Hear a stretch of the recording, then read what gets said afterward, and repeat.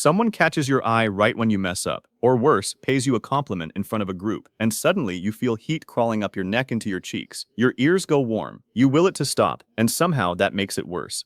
You can hide shaky hands or a racing heart, but a blush feels impossible to conceal, like your body is broadcasting your emotions without permission. So why did we evolve one stress signal that cannot be hidden?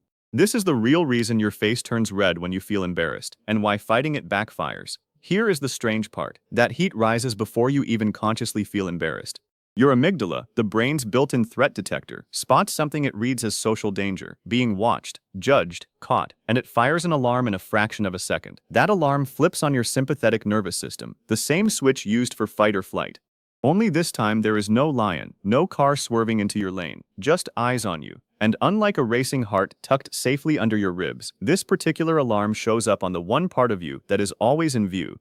Why does the body pick the face, of all places, to broadcast something you would rather keep private? That amygdala alarm does not just sit there ringing. The instant it fires, it flips on your sympathetic nervous system, the same fight or flight switch your body would use if a car swerved into your lane. Except there is no car.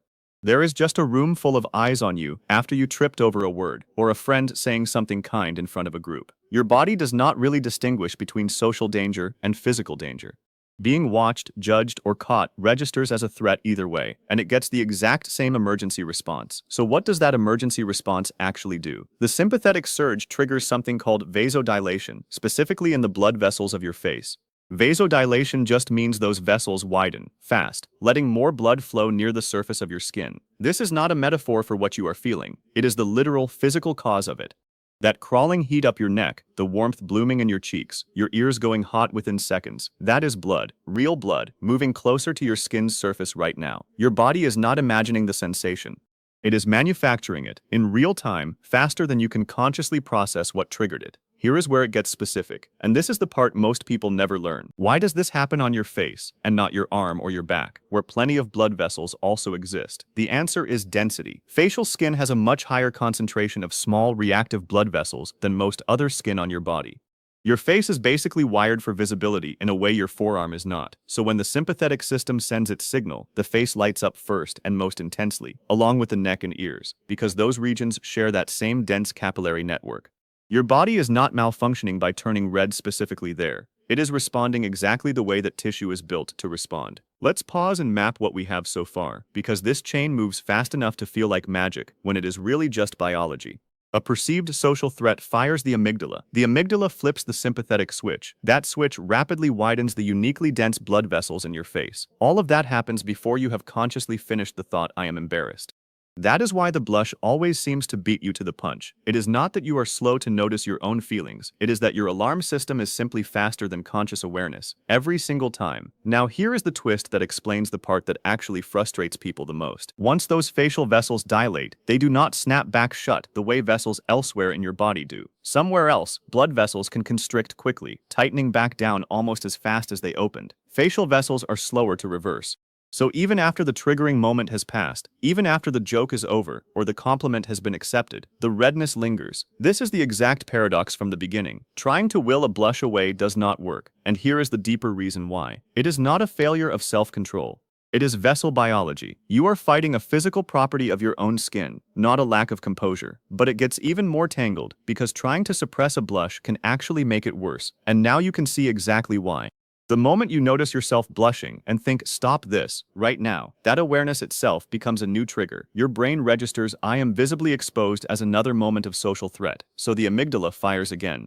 Another wave of sympathetic activation stacks on top of the first one, which means more vasodilation on vessels that were already slow to close in the first place. This is why public speaking or an unexpected compliment can spiral into a flush that keeps deepening the harder you try to stop it. You are not weak-willed. You are caught in a feedback loop your own nervous system built. So why would evolution keep a signal this stubborn, this visible, this hard to control? One theory offers a surprising answer.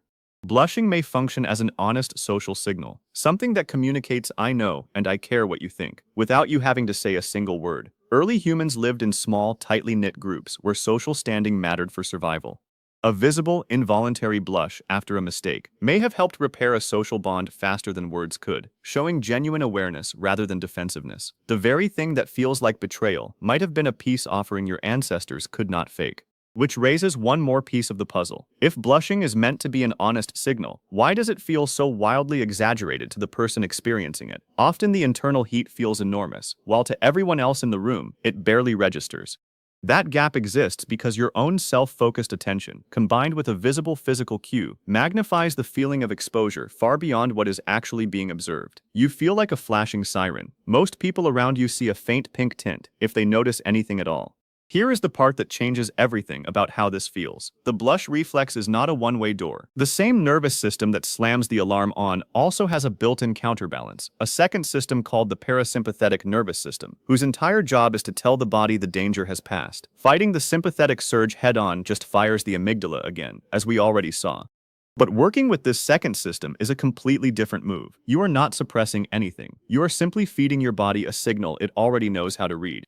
So how do you actually reach that switch in the middle of a real moment, say, right after someone compliments you in front of your team, and you feel that first prickle of heat starting at your collar? Here is the move. Silently, in your head, name what is happening. Something as simple as this is just my nervous system reacting works. That single sentence does something subtle but real. It shifts a sliver of your attention away from panicking about being seen and towards simply observing a body process. Then comes the actual physiological lever. Exhale slowly, for roughly twice as long as your inhale. If you breathe in for a count of 3, let the breath out for a count of 6. That extended exhale is one of the few voluntary actions that directly nudges the parasympathetic system into gear, telling the body to downshift out of alarm mode. Notice what this is not. It is not willing the redness away. It is not gritting your teeth and demanding your face behave. That approach, as you now know, backfires, because straining against the blush reads to your own brain as more social threat, which restarts the whole cycle. Naming it and exhaling long is different. It is quiet. It is internal. Nobody around you needs to see you doing it. You could be mid-conversation, mid-handshake, mid-sentence, and still be running this reset underneath the surface. Here is the reframe worth carrying with you. That heat rising up your neck was never a personal flaw. It was never proof that you are too sensitive, too awkward, or too easily rattled. It is an old social alarm, likely older than language itself, doing precisely the job it was built to do, flagging that you are aware, that you noticed, that you care what just happened between you and another person.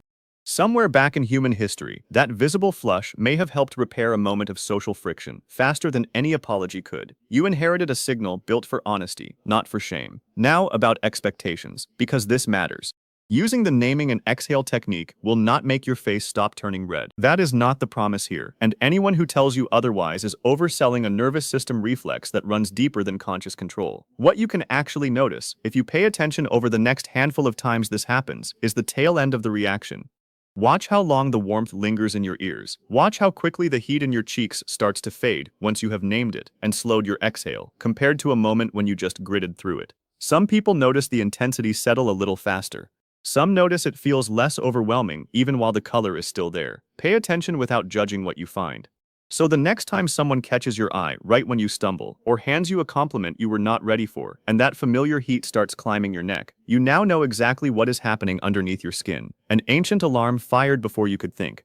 Blood rushed to the surface of the one part of your body built to show it. And you, standing there, are not broken or exposed. You are simply watching your oldest social alarm do its job. Name it, exhale long, and let it stand down in its own time.